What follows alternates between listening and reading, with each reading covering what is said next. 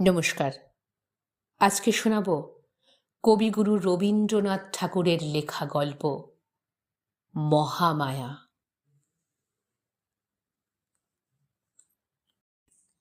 মহামায়া এবং রাজীব লোচন উভয়ে নদীর ধারে একটা ভাঙা মন্দিরে সাক্ষাৎ করিল। মহামায়া কোনো কথা না বলিয়া তাহার স্বাভাবিক গম্ভীর দৃষ্টি রাজীবের প্রতি নিক্ষেপ করিল। তাহার মর্ম এই যে, তুমি কি সাহসে আজ অসময়ে আমাকে এখানে আহ্বান করিয়া আনিয়াছ? আমি এ পর্যন্ত তোমার সকল কথা শুনিয়া আসিতেছি বলিয়াই তোমার এত দূর স্পর্ধা বাড়িয়া উঠিয়াছে। রাজীব একই মহামায়াকে বরাবর ঈষৎ ভয় করিয়া চলে, তাহাতে এই দৃষ্টিপাতে তাহাকে ভারী বিচলিত করিয়া দিল। দুটো কথা গুছাইয়া বলিবে মনে করিয়াছিল, সে আশায় তৎক্ষণাৎ জলাঞ্জলি দিতে হল। অথচ অবিলম্বে এই মিলনের কোনো একটা কারণ না দেখাইলে চলে না, তাই দ্রুত বলিয়া ফেলিল, আমি প্রস্তাব করিতেছি এখান হইতে পালাইয়া গিয়া আমরা দুজনে বিবাহ করি। রাজীবের যে কথাটা বলিবার উদ্দেশ্য ছিল সে কথাটা ঠিক বলা হইল বটে, কিন্তু যে ভূমিকাটি মনে মনে স্থির করিয়া আসিয়াছিল তাহার কিছুই হইল না। কথাটা নিতান্ত নিরলস, নিরলঙ্কার, এমনকি অদ্ভুত শুনিতে হইল। নিজে বলিয়া নিজেই থতমত খাইয়া গেল। আরও দুটো পাঁচটা কথা জুড়িয়া ওটাকে বেশ একটু নরম করিয়া আনিবে তাহার সামর্থ্য হইল না। ভাঙা মন্দিরে নদীর ধারে এই মধ্যাহ্নকালে মহামায়াকে ডাকিয়া আনিয়া নির্বোধ লোকটা শুদ্ধ কেবল বলিল, চলো আমরা বিবাহ করি গে। মহামায়া কুলীন ঘরের কুমারী, বয়স 24 বৎসর। যেমন পরিপূর্ণ বয়স তেমনি পরিপূর্ণ সৌন্দর্য, যেন শরৎকালের রৌদ্রের মতো কাঁচা সোনার প্রতিমা। সেই রৌদ্রের মতোই দীপ্ত এবং নীরব, এবং তাহার দৃষ্টি দিবালকের ন্যায় উন্মুক্ত এবং নির্ভীক। তাহার বাপ নাই, বড় ভাই আছেন। তাহার নাম ভবানীচরণ চট্টোপাধ্যায়। ভাই বোন প্রায় এক প্রকৃতির লোক। মুখে কথাটি নাই, কিন্তু এমনই একটা তেজ আছে যে দিবা দ্বিপ্রহরের মতো নিঃশব্দে দহন করে। লোকে ভবানীচরণকে অকারণে ভয় করিত। অপরদিকে রাজীব লোকটি বিদেশী। এখানকার রেশমের কুঠির বড় সাহেব তাহাকে নিজের সঙ্গে লইয়া আসিয়া। রাজীবের বাপ এই সাহেবের কর্মচারী ছিলেন। তাহার মৃত্যু হইলে সাহেব তাহার অল্প বয়স্ক পুত্রের ভরণ পোষণের ভার নিজে লইয়া তাহাকে বাল্যাবস্থায় এই বামনহাটির কুঠিতে লইয়া আসেন। বালকের সঙ্গে কেবল তাহার স্নেহশীলা পিসি ছিল। ইহারা ভবানীচরণের প্রতিবেশী রূপে বাস করিতেন। মহামায়া রাজীবের বাল্য জীবনের সঙ্গিনী ছিল, এবং রাজীবের পিসির সহিত মহামায়ার সুদৃঢ় স্নেহবন্ধন ছিল। রাজীবের বয়স ক্রমে ক্রমে 16, 17, 18, এমনকি 19 হইয়া উঠিল। তথাপি পিসির বিস্তর অনুরোধ সত্ত্বেও সে বিবাহ করিতে চায় না। সাহেব বাঙালি ছেলের এরূপ অসামান্য সুবুদ্ধির পরিচয় পাইয়া ভারী খুশি হইলেন। মনে করিলেন ছেলেটি তাহাকেই আপনার জীবনের আদর্শ স্থল করিয়াছে। সাহেব অবিবাহিত ছিলেন। ইতিমধ্যে পিসিরও মৃত্যু হইল। এদিকে সাধ্যাতীত ব্যয় ব্যতীত মহামায়ার জন্যেও অনুরূপ কুলসম্পন্ন পাত্র জোটে না। তাহারও কুমারী বয়স ক্রমে বাড়িতে লাগিল। রাজীব তাহার 2-4টে মনের কথা মহামায়াকে বলিবার অবসর খুঁজিয়া বেড়ায়। মহামায়া তাহাকে সে অবসর দেয় না। তাহার নিস্তব্ধ গম্ভীর দৃষ্টি রাজীবের ব্যাকুল হৃদয়ে একটা ভীতির সঞ্চার করিয়া তোলে। আজ 100বার মাথার দিব্য দিয়া রাজীব মহামায়াকে এই ভাঙা মন্দিরে আনিতে কৃতকার্য হইয়াছে। তাই মনে করিয়াছিল যত কিছু বলিবার আছে আজ সব বলিয়া লইবে। তাহার পর হয় আমরণ সুখ, নয় আজীবন মৃত্যু। জীবনের এমন একটা সংকটের দিনে রাজীব কেবল কহিল, চলো তবে বিবাহ করা যাক, এবং তারপরে বিস্তৃত পাঠ ছাত্রের মতো থতমত খাইয়া চুপ করিয়া রহিল। রাজীব যে এরূপ প্রস্তাব করিবে মহামায়া যেন আশা করে নাই। অনেকক্ষণ তাই নীরব হইয়া রহিল। মধ্যাহ্নকালের অনেকগুলো অনির্দিষ্ট করুণ ধ্বনি আছে, সেইগুলো এই নিস্তব্ধতায় ফুটিয়া উঠিতে লাগিল। রাজীব মহামায়ার মুখের দিকে চাহিতে সাহসী না হইয়া মন্দিরের ভিতির ওপর ঠেস দিয়া দাঁড়াইয়া এক প্রকার শ্রান্ত স্বপ্নাবিষ্টের মতো নদীর দিকে চাহিয়া আছে। কিছুক্ষণ পরে মুখ ফিরাইয়া লইয়া রাজীব আর একবার ভিক্ষুকভাবে মহামায়ার মুখের দিকে চাহিল। মহামায়া মাথা নাড়িয়া কহিল, না, সে হতে পারে না। মহামায়ার মাথা যেমন নড়িল, রাজীবের আশাও তেমনি ভূমিসাৎ হইয়া গেল। কারণ রাজীব সম্পূর্ণ জানিত মহামায়ার মাথা মহামায়ার নিজের নিয়মানুসারেই নড়ে, আর কাহারও সাধ্যি নেই তাহাকে আপন মতে বিচলিত করে।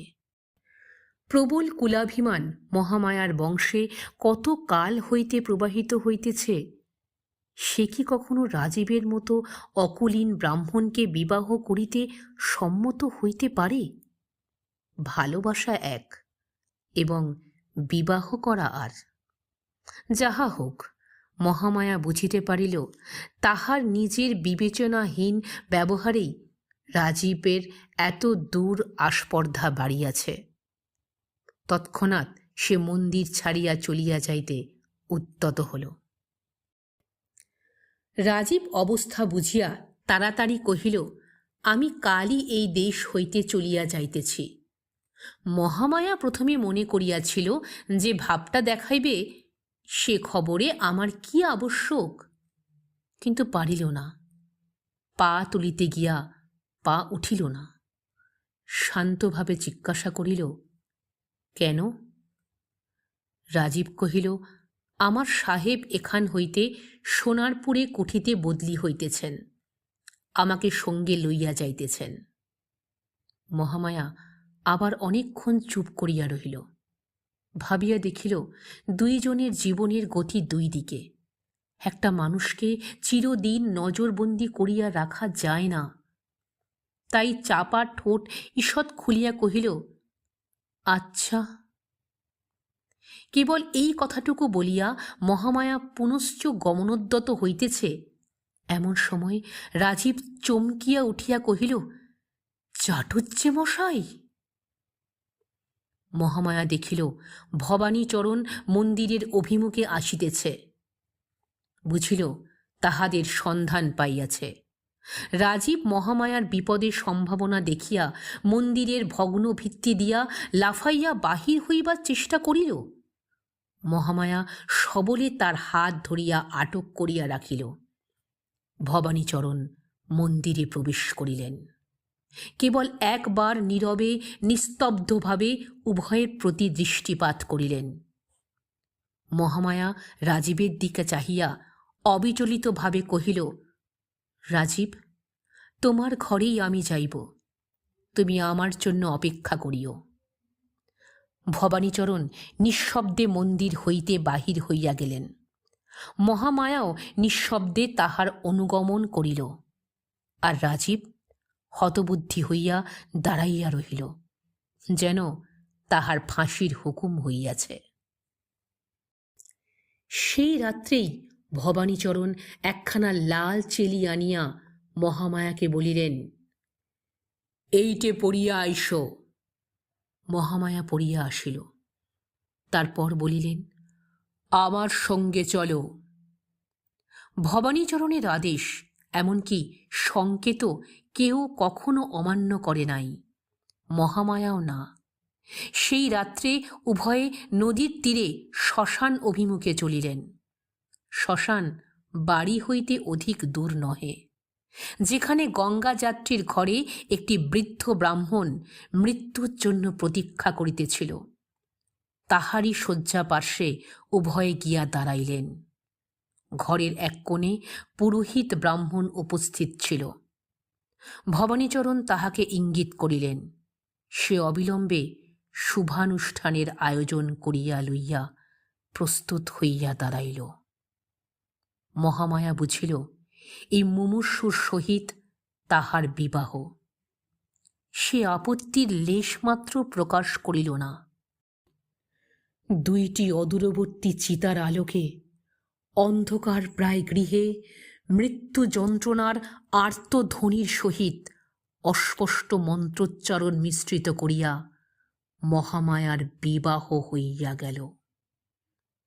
যেদিন বিবাহ তার পরদিনই মহামায়া বিধবা হইল। এই দুর্ঘটনায় বিধবা অতিমাত্র শোক অনুভব করিল না এবং রাজীবও মহামায়ার অকস্মাৎ বিবাহ সংবাদে যেরূপ বজ্রাহত হইয়াছিল, বৈধব্য সংবাদে সেরূপ হইল না, এমনকি কিঞ্চিৎ প্রফুল্ল বোধ করিতে লাগিল। কিন্তু সে ভাব অধিকক্ষণ স্থায়ী হইল না। দ্বিতীয় আর একটা বজ্রাঘাতে রাজীবকে একেবারে ভূপাতিত করিয়া ফেলিল। সে সংবাদ পাইল শ্মশানে আজ ভারী ধুম, মহামায়া সহমৃতা হইতেছে।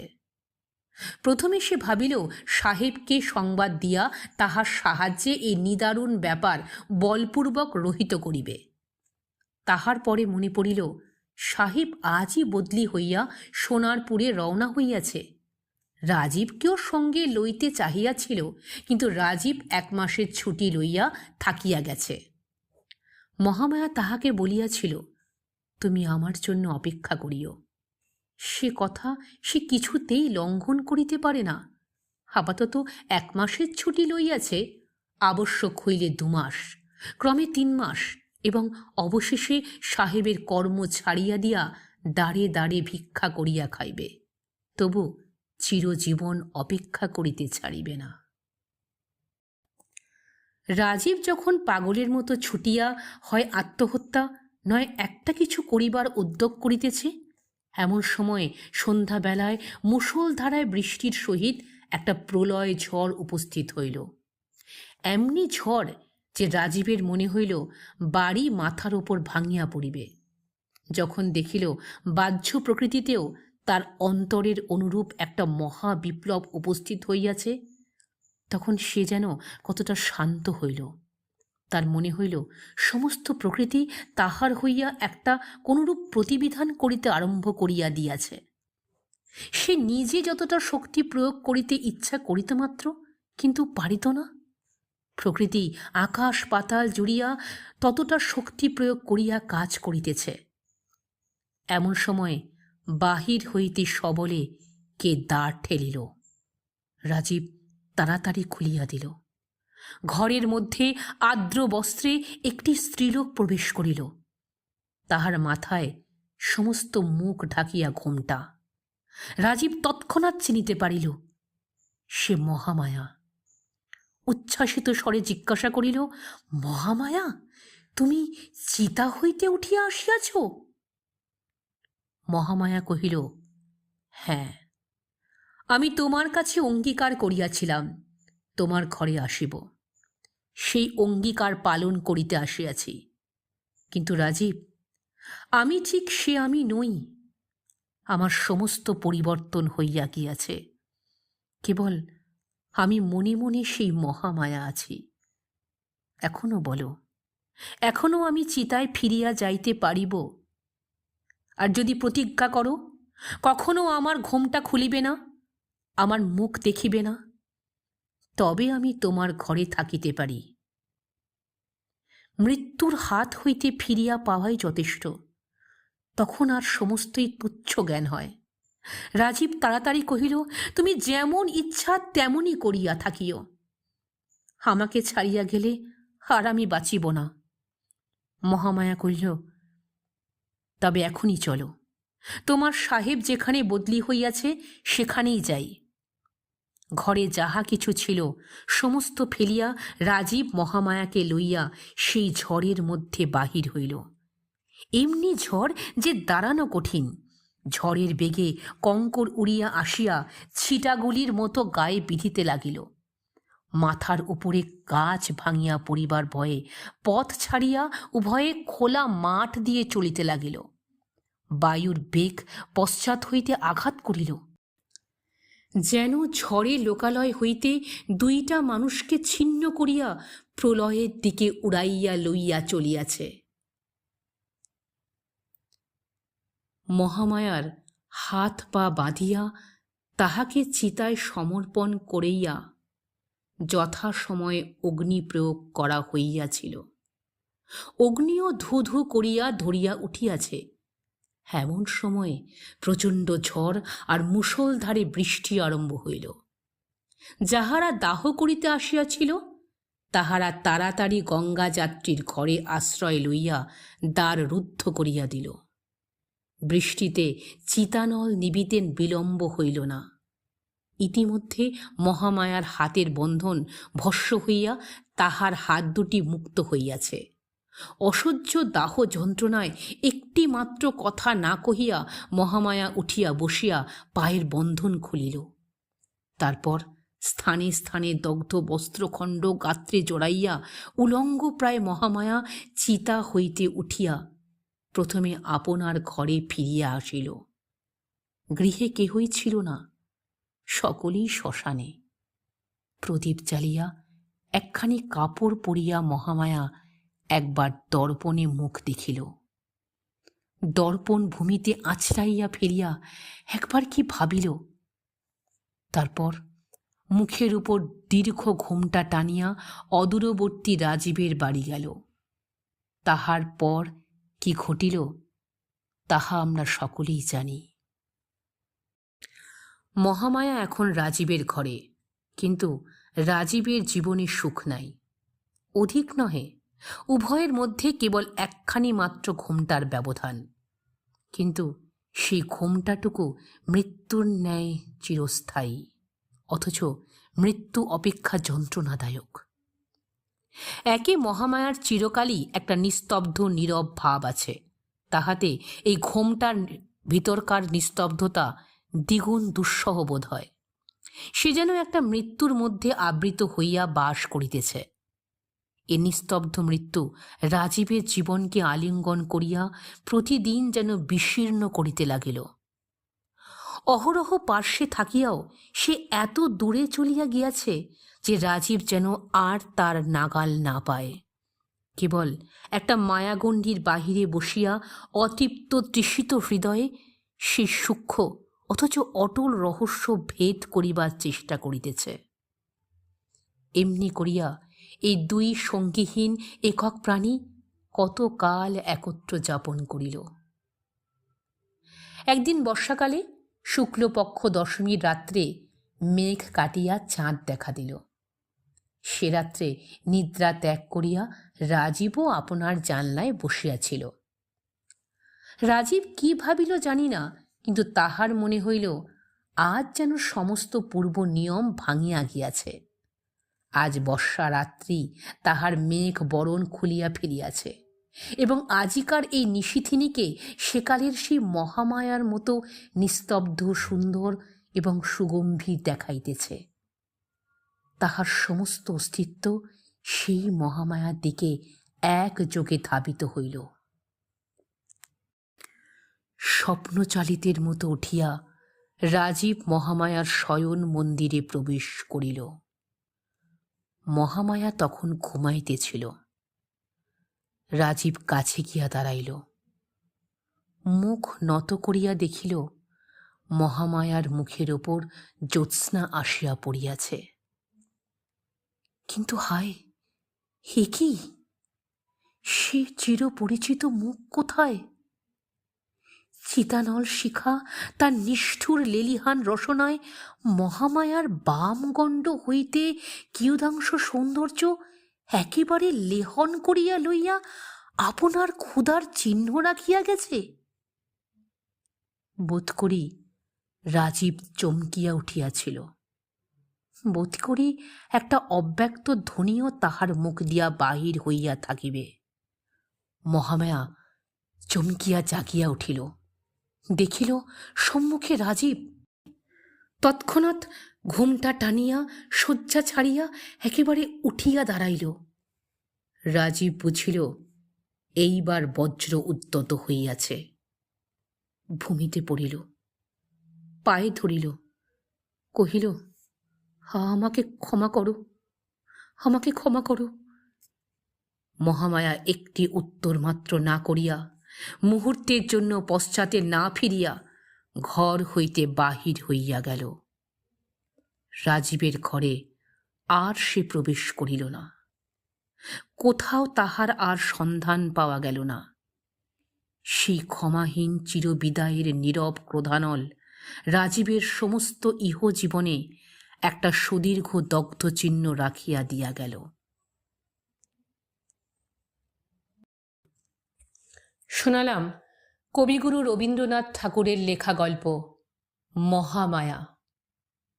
এরকম আরও গল্প শুনতে চাইলে আমার চ্যানেল কণ্ঠে কোয়েলকে সাবস্ক্রাইব করে রাখুন। ধন্যবাদ।